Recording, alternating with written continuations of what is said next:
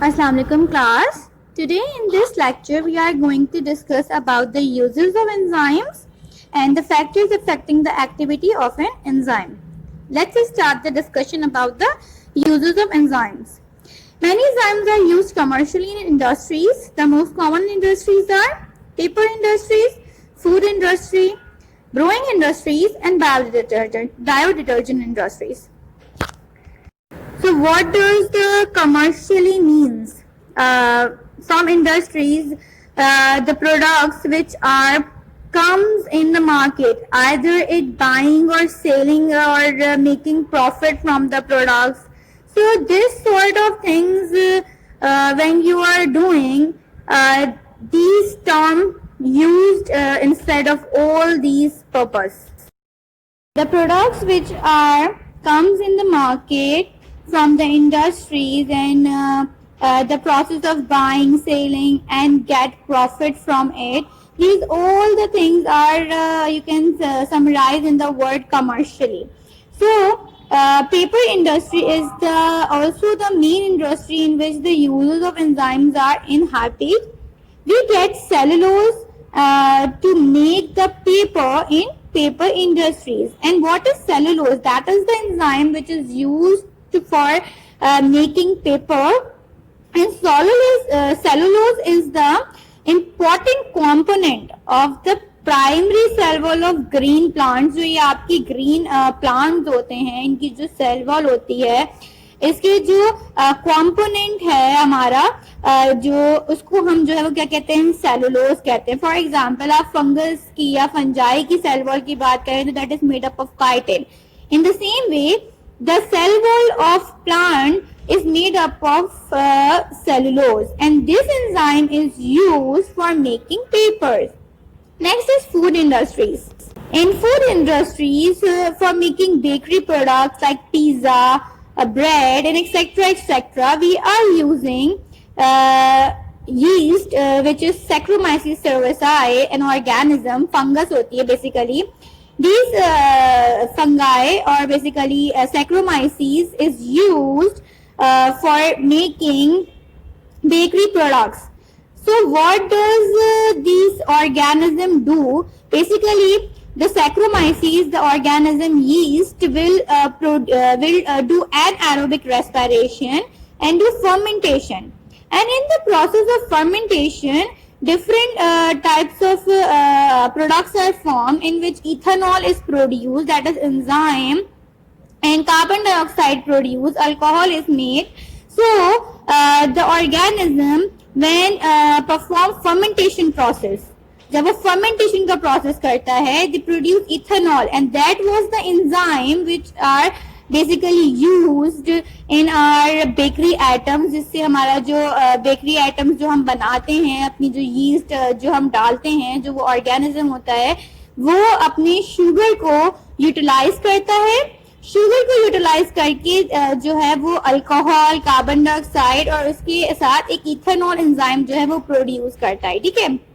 अब जो ये ऑर्गेनिज्म है, ये पूरा प्रोसेस कर रहा है, जो शुगर को यूटिलाइज कर रहा है और फॉर्म कर रहा है different products, this process is called as fermentation process. इसको हम फर्मेंटेशन प्रोसेस कहते हैं. Next industry is brewing industries for conversion of sugar into alcohol. Simple इसमें इन्होंने बताया है कि अगर हम कोई भी शुगर टाइप हमारा कोई भी इंग्रेडिएंट है और उसको हम जो है वो फर्मेंटेशन, सेम फर्मेंटेशन के प्रोसेस से जो है हम उसको कन्वर्ट करवा रहे हैं अपने दूसरे प्रोडक्ट में, तो क्या किस में करवा रहे हैं हम उसको, अल्कोहल में. क्योंकि मैंने भी आपको बताया है कि during the fermentation process carbon dioxide gas release and the end products are the ethanol और अल्कोहल. तो हमारा अल्कोहल जो है वो इसकी जो है वो प्रोडक्ट जो है वो बनता है. अब जो ब्रूइंग इंडस्ट्रीज है उसमें हम अपने ग्रेप्स को एज एग्जांपल ले सकते हैं कि हम ग्रेप्स को जो है वो फर्मेंटेशन के प्रोसेस से उसको अल्कोहल में कन्वर्ट करवा रहे हैं. नेक्स्ट है बायोडिटर्जेंट्स. सो what is biodetergents? That basically biodetergent helps to break down fat, grease and protein. आपके जो कपड़े होते हैं जो गंदे हो जाते हैं, इन पे ग्रीस या किसी तरह का प्रोटीन या कोई फैट अगर लग जाता है तो उसको धोने के लिए, उसको क्लीन आउट करने के लिए, उस कॉम्पोजिशन को, बेसिकली प्रोटीन या फैट या ग्रीस की कॉम्पोजिशन को जो हमारे बायो डिटर्जेंट्स हैं वो उसको ब्रेक करते हैं, और उसी की वजह से क्या होता है, कंपोनेंट जो भी हमारा जो स्टेन होता है हमारे क्लॉथ्स के ऊपर, वो क्या होता है कि वो जो है वो रिंस हो जाता है, वो बह जाता है और वो साफ हो जाता है, क्लीन हो जाता है। सो बायो डिटर्जेंट्स हमारे किस लिए यूज हो रहे हैं, क्लीनिंग पर्पस के तौर पे यूज हो रहे हैं। अच्छा जी, बायो डिटर्जेंट्स का जो है वो एक डिसएडवांटेज भी है। इससे क्या होता है कि अगर जो है, क्योंकि वो बहुत ज्यादा उसके अंदर एंजाइम्स वगैरह यूज हो रहे होते हैं जो कि हमारे फैट की जो कॉम्पोजिशन है या प्रोटीन की जो कॉम्पोजिशन है उसको ब्रेक करके स्टेन आउट करने के लिए, तो इस तरह के एंजाइम्स जब हमारे स्किन से इंटरेक्ट करते हैं तो दैट विल कॉज एलर्जी और एक्जिमा वगैरह जो है वो हमें कॉज हो सकता है हमारी स्किन में, तो स्किन एलर्जीज वगैरह कॉज हो जाती हैं। Now come to the next heading, that is factors affecting the activity of an enzyme. In nature, organisms adjust the condition of their enzymes to produce an optimum rate of reaction where necessary, or they may have enzymes which are adapted to function well in extreme condition where they live. Substrate concentration. It has been shown experimentally that if the amount of the enzyme is kept constant and the substrate concentration is then gradually increased, the reaction velocity will increase until it reaches a maximum, after which further increase in the substrate concentration produces no significant change in the reaction rate. Now see the graph. In the x-axis they are showing the substrate concentration, and in the y-axis they are showing rate of reaction. And after that they are highlighting the x with the green color. That means when x is showing on the graph, that point is called as point of saturation. So what has been shown in this experiment? It is showing if the amount of enzyme is kept constant, meaning the amount of enzyme is remain constant, जो आपका enzyme है उसका amount same ही है, but the substrate concentration is gradually increases. लेकिन जो आपकी substrate की concentration है, जिस तरह अगर आप एक बात करते हैं सॉल्यूशन की जिसमें हम सॉल्वेंट और सॉल्यूट के बारे में पढ़ते हैं कि भाई हम सॉल्यूट जो है वो सॉल्वेंट के अंदर डालने, इस तरह आप ले लें कि आपका सॉल्वेंट क्या है, आपका सबस्ट्रेट है, और आपका सॉल्यूट क्या है, आपका एंजाइम है। आपने अमाउंट ऑफ एंजाइम जो है it remain constant and the substrate is gradually increasing. ठीक है, तो आपका ये जो सबस्ट्रेट का अमाउंट है ये इंक्रीज होता जाएगा, तो the reaction velocity will increase until it reaches a maximum.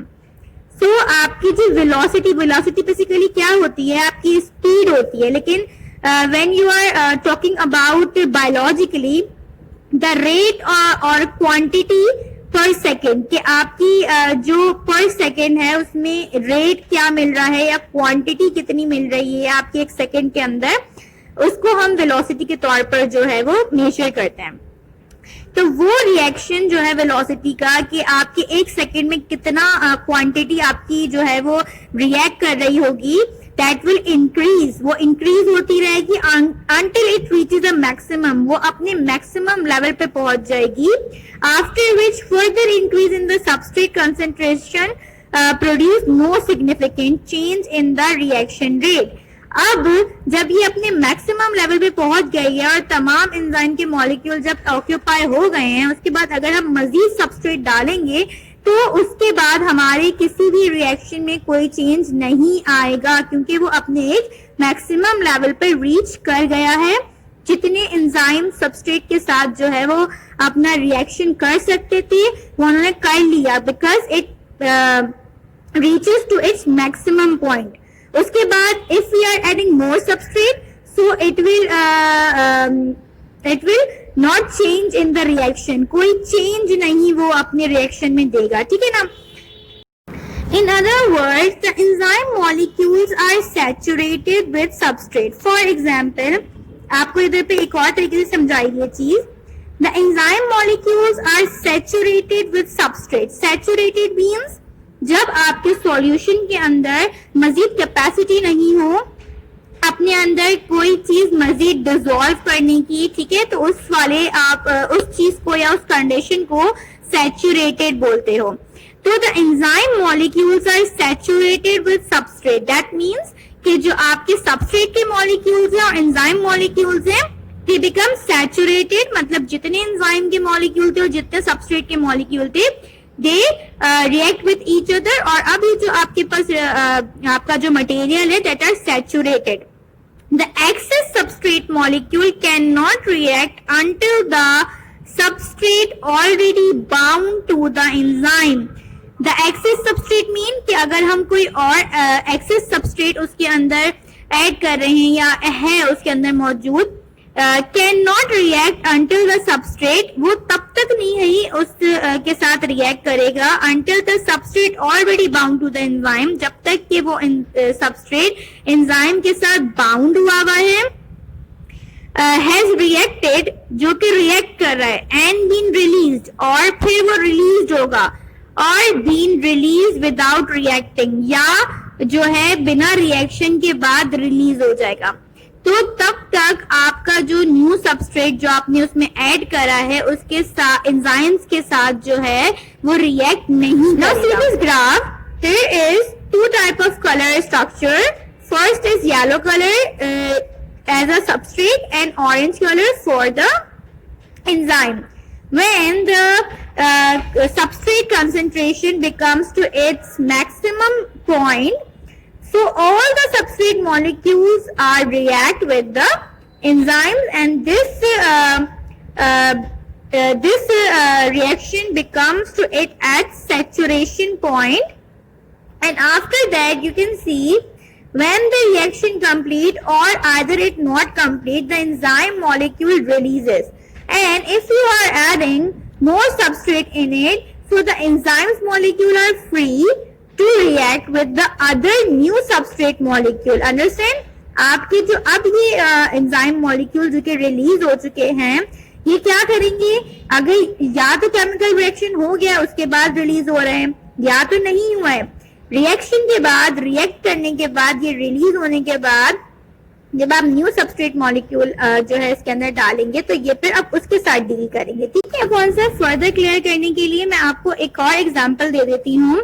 For example, आपका एंजाइम जो है अगर हम किसी ऑर्गेनिज्म के थ्रू रिलीज करवा रहे हैं या जो है ऐसी डायरेक्टली ले रहे हैं, जैसे हम लोग इंडस्ट्रीज में क्या करते हैं कि हमें कोई प्रोडक्ट बनाना होता है तो हम क्या करते हैं कि हम जैसे कि कोई ऑर्गेनिज्म ले लेते हैं जो है जिसको हम जो है वो फूड प्रोवाइड करते हैं, उसका न्यूट्रिएंट प्रोवाइड करते हैं और वो हमें जो है वो उसके नतीजे में जो है वो अपना बाय प्रोडक्ट देता है और जिसके जरिए हमारा रिएक्शन जो है वो कंटिन्यू रहता है. फॉर एग्जाम्पल अगर हम जो है वो एंजाइम जो है जो ऑर्गेनिज्म से रिलीज करवा रहे हैं वो हमारे सबस्ट्रेट के साथ रिएक्ट कर रहा है और हम सबस्ट्रेट अपना बार बार ऐड करे जा रहे हैं, तो हमारा सबस्ट्रेट और जो हमारा प्रोडक्ट आ रहा होगा वो उस वक्त तक इंक्रीज होता रहेगा जब तक कि वो अपने मैक्सिमम लेवल पे नहीं पहुंच जाएगा. और मैक्सिमम लेवल उसका क्या होगा?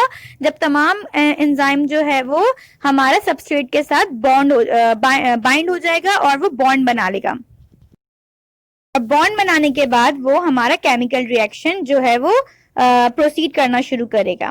उसके बाद जब हम मजीद सबस्ट्रेट डालेंगे अपने उस टैंक में तो क्या होगा कि हमारे जो रिएक्शन है वो मजीद ज्यादा इंक्रीज नहीं होगा क्योंकि अब जो एंजाइम उसके अंदर था वो कंज्यूम हो चुका है. और जब तक कि हमारा जो रिएक्शन है वो कंप्लीट नहीं हो जाता और एंजाइम रिलीज नहीं हो जाते, फ्री नहीं हो जाते, वो न्यू सबस्ट्रेट के साथ ऐड नहीं होंगे, बाइंड नहीं होंगे और रिएक्शन नहीं करवाएंगे. फिर हमें क्या करना होता है कि हम सिर्फ सबस्ट्रेट ऐड करते रहते हैं और जो हमारा रिएक्शन होता है वो कांस्टेंट रहता है, वो एक अपने जो है ना स्टेशनरी फेज में आ जाता है, वो डिक्लाइन फेज में नहीं आता.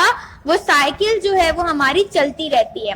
पहले क्या होता है, सबसे पहले जब हम एंजाइम डालेंगे और साथ हम अपना सबस्ट्रेट डालेंगे तो जाहिर है जब रिएक्शन स्टार्ट होगा तो वो ग्रेजुअली इंक्रीज होगा, वो अपना जो एक उसका पीक पॉइंट होगा वो एक थोड़े से टाइम में आएगा. उस टाइम में आने के बाद जो है वो स्टेशनरी फेज चलता है, जिसमें जो है वो हमारे जो एंजाइम है, वो जो हमारा प्रोडक्ट होगा वो एक मैक्सिमम लेवल पे पहुंच चुका होगा और उससे ज्यादा वो अपना जो है वो हमें इम्पैक्ट नहीं दिखा सकता, अपनी एफिशिएंसी नहीं दिखा सकता, एक उसकी मैक्सिमम लेवल है उस लेवल की पहुंचने के बाद। अब जब वो अपने स्टेशनरी फेज में आ गया है तो क्या होगा कि एंजाइम रिलीज हो रहे होंगे, सबस्ट्रेट जो है उससे जो भी प्रोडक्ट बनना है, जैसे हम अभी इसमें सबस्ट्रेट डिसॉल्व की बात करें, सबस्ट्रेट डिसॉल्व होता जा रहा है और एंजाइम रिलीज होता जा रहा है। अब एंजाइम रिलीज हुआ, हमने मजीद सबस्ट्रेट डाल दिया, फिर वो एंजाइम जो है जाके सबस्ट्रेट के साथ रिएक्ट करा और फिर उसको डिसॉल्व कर दिया, फिर एंजाइम रिलीज हो गया। तो ये अपने स्टेशनरी फेज में आ गया है कि अब हम सिर्फ सबस्ट्रेट ऐड करे जा रहे हैं और एंजाइम जो है वो सबस्ट्रेट के साथ रिएक्ट कर रहा है और एंजाइम रिलीज हो रहा है। तो इसमें क्या हो रहा है कि हमारे रिएक्शन के रेट में कोई चेंज नहीं आ रहा है और ये अपने स्टेशनरी फेज पे आ गया है, कांस्टेंट फेज पे आ गया है और उसी में चला जाएगा। तो इस तरह से हम इंडस्ट्रीज में जो है वो डिफरेंट केमिकल रिएक्शंस और जो है वो परफॉर्म करवाते हैं। आई होप आप लोगों को इस एग्जांपल से जो है ये जो रिएक्शन रेट है ये काफी अच्छे से समझ में आ गया होगा कि किस तरह से चेंज हमारे रिएक्शन रेट में नहीं आ रहा और किस तरह से हमारे एंजाइम जो है वो सबस्ट्रेट के साथ रिएक्ट कर रहा है और जो है वो रिलीज हो रहा है और न्यू सबस्ट्रेट के साथ रिएक्ट कर रहा है। Now come to the next point, that is temperature. The protein nature of the enzymes make them extremely sensitive to thermal changes. Enzyme activity occur with a narrow, which means small, with range of temperature compared to the ordinary chemical reaction, the normal chemical reaction. Enzymes catalyze by randomly colliding with the substrate molecule increase temperature and increase coalition, which also increase the rate of reaction, forming more product. However, increased temperature, also increased temperature and vibration and the structure of enzyme is lost, that is denature enzyme. Basically हम पहले first चीज की बात करेंगे जिसमें इन्होंने बात करी कि enzyme catalase by randomly colliding with substrate molecule, increasing temperature and increased coalition will also increase the rate of reaction. इसमें मैंने आपको एक एग्जांपल दिखाई है जिसमें आप दो मॉलिक्यूल्स ले लें, orange colour for enzyme and green colour for substrate. जब ये दोनों आपस में कोलाइड करेंगे, मतलब टकराएंगे, आफ्टर कोलाइडिंग क्या होगा कि जब टेम्परेचर इंक्रीज होगा तो वाइब्रेशन इंक्रीज होगी। जब वाइब्रेशन इंक्रीज होगी तो कोलाइडिंग के नतीजे में क्या होगा कि जो इनका कोलिजन है, जो इनकी स्पेसिफिक जगह से इनको कोलाइडिंग के बाद कोलिजन करना है, वो अगर इनका परफेक्ट होगा तो जाहिर है हमें जो प्रोडक्ट्स हैं वो ज्यादा मिलेंगे। और जब टेम्परेचर इंक्रीज होगा तो वाइब्रेशन इंक्रीज होगी। जब वाइब्रेशन इंक्रीज होगी तो जाहिर है कि इनका कोलाइडिंग और कोलिजन का जो फिनोमिना है वो स्पीड अप हो जाएगा। जब वो स्पीड अप होगा तो हमें उसकी वजह से ज्यादा प्रोडक्ट्स मिलेंगे। यहाँ पे दो मॉलिक्यूल्स हैं, एक कार्बन मोनोऑक्साइड का मॉलिक्यूल और दूसरा ऑक्सीजन का मॉलिक्यूल है। ठीक है, कार्बन मोनोऑक्साइड जो है वो अनस्टेबल मॉलिक्यूल होता है। ठीक है, ये ऑक्सीजन मॉलिक्यूल के साथ कोलाइड करता है और फिर कोलिजन फॉर्म करता है। जब ये कोलाइड करेगा तो क्या फॉर्म करेगा? It form carbon dioxide. और कार्बन डाइऑक्साइड फॉर्म करने के बाद क्या होगा? ये एक स्टेबल मॉलिक्यूल जो है वो अब इसमें क्या हो रहा है कि कार्बन मोनोऑक्साइड हमारा जो है वो अनस्टेबल था।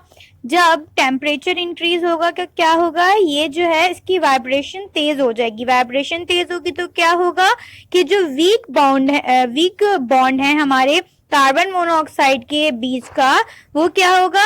वो ब्रेक होगा। और ब्रेक होने के बाद वो जो हमारा ऑक्सीजन मॉलिक्यूल है उसके साथ जो है वो कोलाइड करेगा और कोलाइड करते करते जो उसकी साइट है उसके बॉन्ड बनाने की, उस साइट के साथ जाके बाइंड करेगा और कार्बन डाइऑक्साइड बना लेगा। और जो एक्स्ट्रा ऑक्सीजन का मॉलिक्यूल है जो कि उसको नहीं चाहिए, वो अलग सेपरेट होके रिलीज हो जाएगा।